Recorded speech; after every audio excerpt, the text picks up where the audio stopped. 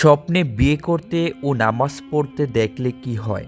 প্রিয় দর্শকবিন্দু, আশা করি আল্লাহ তাআলার অশেষ রহমতে সবাই ভালো আছেন।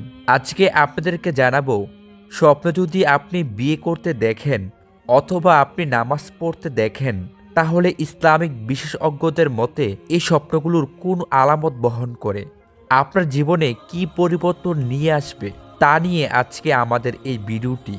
আপনি বিস্তারিত জানতে হলে শেষ পর্যন্ত ভিডিওটি দেখার অনুরোধ করতেছি। স্বপ্ন ঘুমের ঘরে অকল্পনীয় চিন্তাভাবনার নাম হলেও এই স্বপ্ন মানুষের কাঙ্ক্ষিত ভবিষ্যৎও বটে। স্বপ্নকে আরবি ভাষায় রুইয়া এবং ফার্সিতে খাব বলা হয়ে থাকে।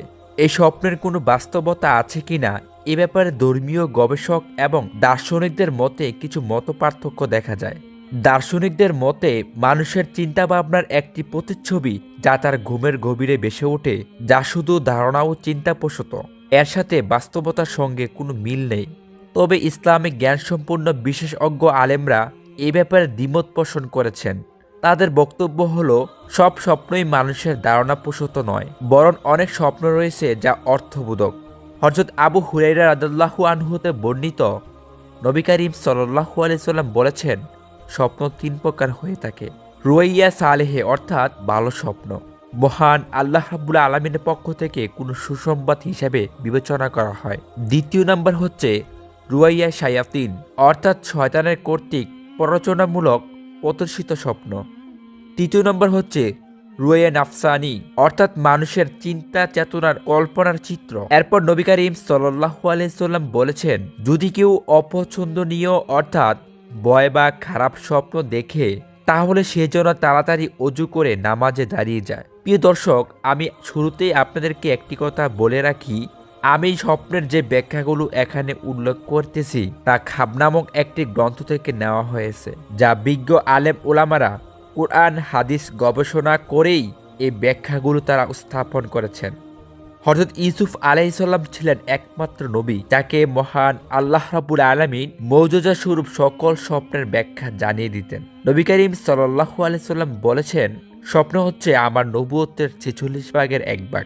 প্রিয় দর্শক, নবী করিম সাল্লাল্লাহু আলাইহি সাল্লাম অন্য একটি কথা বলেছেন, স্বপ্ন সত্যি হয় যদি রাত ১২টার পরে সেটা দেখা হয় এবং ফজরের নামাজের আগ পর্যন্ত যদি কেউ পবিত্র অবস্থায় ডান কাঁধে শুয়ে থাকা অবস্থায় কোনো স্বপ্ন দেখে, তাহলে সেটা খুব দ্রুতই সত্যি হয়ে যায়।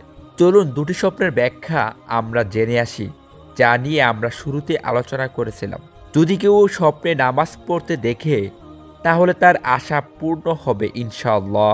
আর যদি কেউ শুয়ে নামাজ পড়তে দেখে, তাহলে মনে করতে হবে তার মৃত্যু খুব শীঘ্রই এসে পড়েছে। এক্ষেত্রে মহান আল্লাহ রাব্বুল আলামিন ভালো জানেন। যদি কেউ বসে নামাজ পড়তে দেখে, তাহলে সে খুব দ্রুতই রোগে আক্রান্ত হবে। যদি কেউ পশ্চিম দিকে নামাজ পড়তে দেখে, তাহলে ধর্মের দিক থেকে সে উদাসীন হয়ে যাবে।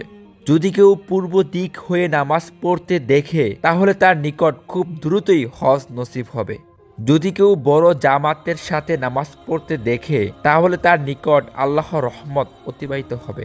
যদি কেউ নিজেকে নামাজে ইমামতি করতে দেখে, তাহলে জাতীয় নেতৃত্ব লাভ করার সম্ভাবনা রয়েছে, কেননা ইমাম হচ্ছে আমাদের নেতা। আপনি যদি স্বপ্নে দেখেন আপনি নিজে ইমামতি করতেছেন, পিছনে অনেক মুক্তাদি আপনার ইমামতিতে নামাজ পড়তেছে, তাহলে ইসলামিক বিশেষজ্ঞরা খাবনামা গ্রন্থে লিখেছেন এটি আপনার নেতৃত্ব লাভ করার পূর্ব আভাস দিচ্ছে, অর্থাৎ সে দেশের ভালো মানের একজন নেতা হবেন আপনি ইনশাআল্লাহ। আর যদি কোনো জামায়াতের সঙ্গে আপনি নামাজ পড়তে দেখেন একজন মুসল্লি হয়ে, তাহলে আপনার ঘরে সুখ শান্তি আসবে। যদি কেউ বিনা অজুতে নামাজ পড়তে দেখে, তাহলে সে রোগে আক্রান্ত হওয়ার সম্ভাবনা রয়েছে। প্রিয় দর্শকবিন্দু, যদি কেউ স্বপ্নে কোনো নারীকে বিবাহ করতে দেখে, তাহলে সে প্রচুর ধন সম্পদের মালিক হওয়ার সম্ভাবনা রয়েছে। সুবহানাল্লাহ। প্রিয় দর্শকবিন্দু, সর্বশেষ আমি বলতে চাচ্ছি, এই স্বপ্নগুলো দেখলে একেবারে নিশ্চিত হবেন না যে উপরের ঘটনাগুলি ঘটবে, তা ১০০ ভাগ বলা যাচ্ছে না। আলেম ওলামাদের মত অনুসারে কুরআন ও হাদিসকে বিশ্লেষণ করে তারা খাবনামা গ্রন্থে এই ব্যাখ্যাগুলো উল্লেখ করেছেন, যা আপনাদের সামনে আজকে আলোচনা করেছি। যদি ভিডিওটি ভালো লাগে তাহলে অবশ্যই চ্যানেলটিকে সাবস্ক্রাইব করে আমাদের পাশে থাকুন পরবর্তী কোনো নতুন ভিডিও পাওয়ার জন্য।